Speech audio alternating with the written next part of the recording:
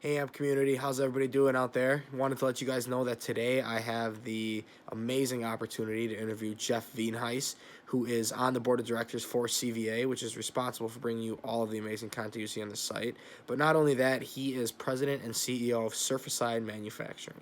And what they do is they build UV emitters that disinfect surfaces. He'll tell you a little bit more about what they do and how they do it.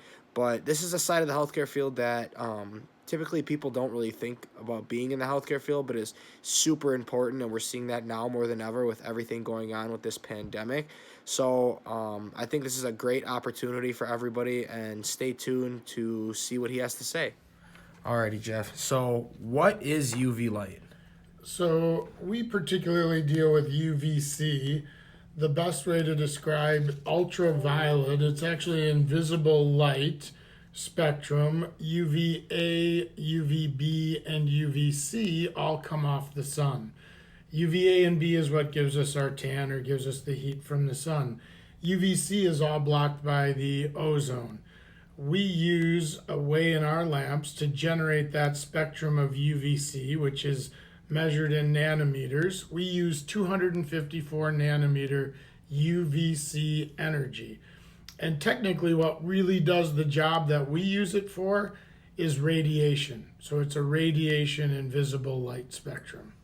So with that UVC light, what medical benefits does that provide, or what medical conditions could it be used to help treat?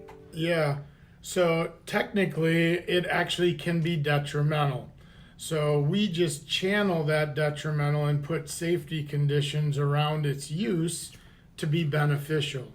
UVC can damage your eyes. It actually is like a laser light or like staring at the sun. It'd give you a skin irritation and an eye irritation. But what it really does is the ionizing radiation tears apart and breaks apart the protein bonds at the genetic level. And so we can take a microorganism or a pathogen like C. diff or like the SARS-CoV-2. Currently, we're dealing with coronavirus, and it rips it apart at the genetic level. It takes it so far down that it can't restore itself or repair itself, and eventually it renders it eradicated.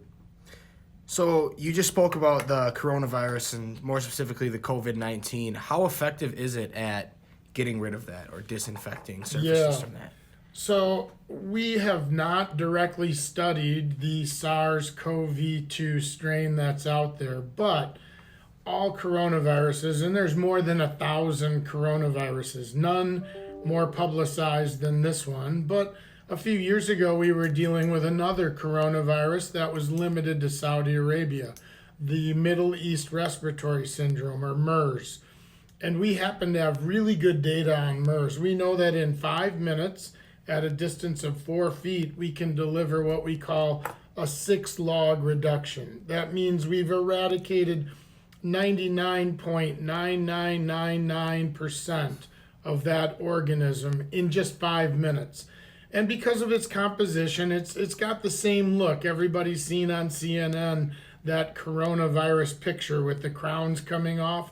MERS looks very similar. It's got a thin protein layer. It's enveloped. So we know we have really good effectiveness against the SARS-CoV-2. Last question I have for you. How did you get involved in this industry?